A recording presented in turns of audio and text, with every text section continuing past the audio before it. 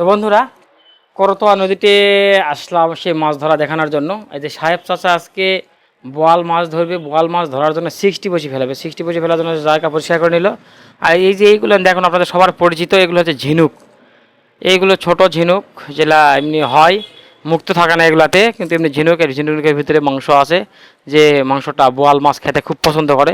তো এই মাংসটা বের করার জন্য সর্বপ্রথম চাকু দিয়ে আগে ঝিনুকটা চিড়ে নিতে হবে, তারপরে এই যে এই মাংসগুলো ভিতর থেকে বের করতে হবে। তো মাংস খোলার পদ্ধতিগুলো আমরা দেখাচ্ছি, এরা বের করে নিতে হবে। এই যে দেখুন কত সুন্দর এগুলো, এই যে রাখলো আর এগুলো ভেসে উঠেছে। এই প্রথমে আগে চাকুর মাথা ঢুকে দিলেন, ফাঁক করলেন, বাস হয়ে গেল। এই মাংসগুলো নেওয়া হলো। এই আস্তে আস্তে নিতে হবে। অনেক বড়শি, 60 বড়শি, এটা 60 বড়শিতে বোয়াল মাছ ধরা হয়। রাতের বেলা দিনের বেলা বড়শি থেকে সবসময় বোয়াল মাছ পাওয়া যায় অনায়াসে, এটা অল্প খাটনির পরিশ্রমে।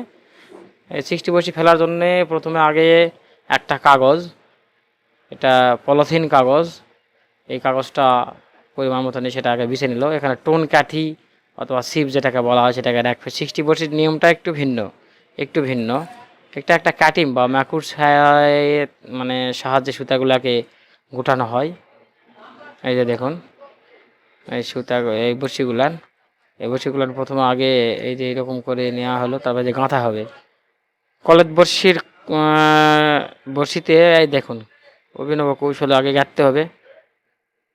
অনেক কয়টা লাগে, একটা বড়, যত বড় টোপ হবে তত বোয়াল মাছে খাবে ভালো। এই তো কমপ্লিট। এগুলো এখন ফেলা হবে দেখুন। তার আগে এই যে 60 বসি সেই কাটিম বা ম্যাকু থেকে সুতাগুলো আগে খুলে নিতে হবে, যে কত দূর পর দূরে দেওয়া হবে সেই অনুপাতে খুলে নেওয়া হবে, নিয়ে তারপরে এটা পাক দেওয়া হবে।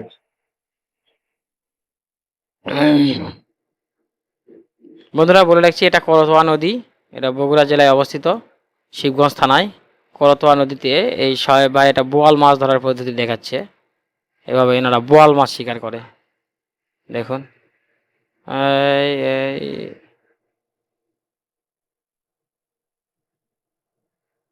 এই ফেলে দেওয়া হলো, চলে গেল মাছ খাট, ওই তো অনেক দূর চলে গেল।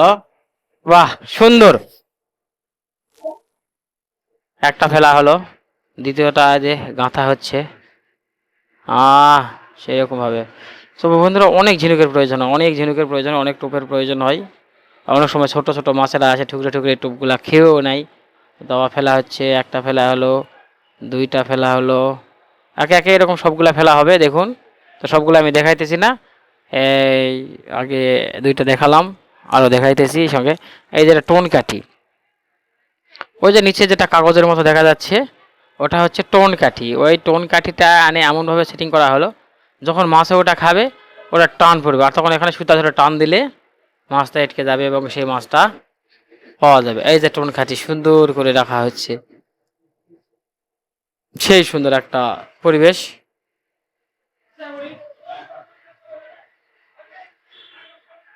টোন কাঠি,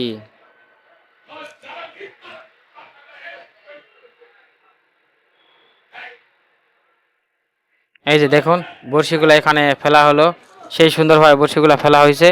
এই বড়শিগুলাই এখন এখানে সব সিস্টেম করে বসে থাকবে, যখনই টান পড়বে তখনই মাছ এখানে ধরবে। দেখা যাক কি অবস্থা হয়।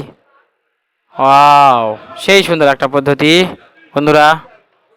আগে বলছিলাম বড়শিগুলো মাঝে মাঝে উঠাতে হয়, যে অনেক সময় ছোট মাছ লাগে সে টোপগুলাকে খেয়ে ফেলে, এই জন্য মাঝে মাঝে উঠায়, মাঝে মধ্যে অর্থাৎ 15-20 মিনিট বা 30 মিনিট পর পর উঠায় আবার ফেলালে ভালো হয়।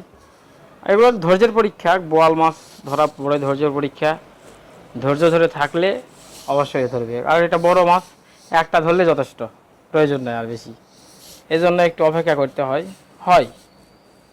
এই যে আবার উঠালো দেখুন,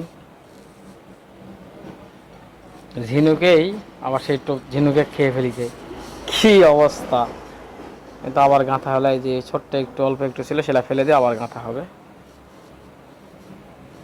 এরকমভাবে চলবে, তারপর মাছও ধরা হবে।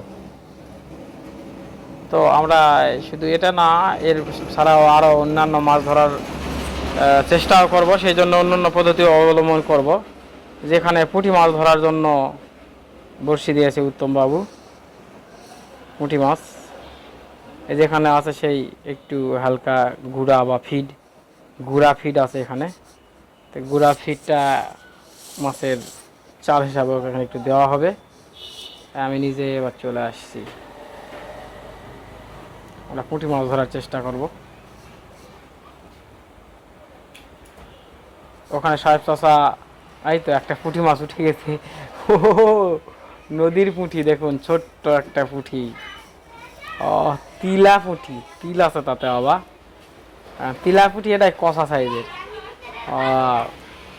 যাই হোক, আমরা একটা পুঁটি মাছ তো পেয়ে গেছি, দেখা পেয়ে গেছি। আর সাহেব চাচা ওখানে বোয়াল মাছ ধরার অপেক্ষা করছে। ধরলে অবশ্যই আমি দৌড়ে গিয়ে আপনাদের দেখাবো। এই এটা চলে আসছি। সাহেব চাচা বললো আজকে মাছ আর ধরবে না, আজকে হয়ে গেছে আজকের মনে।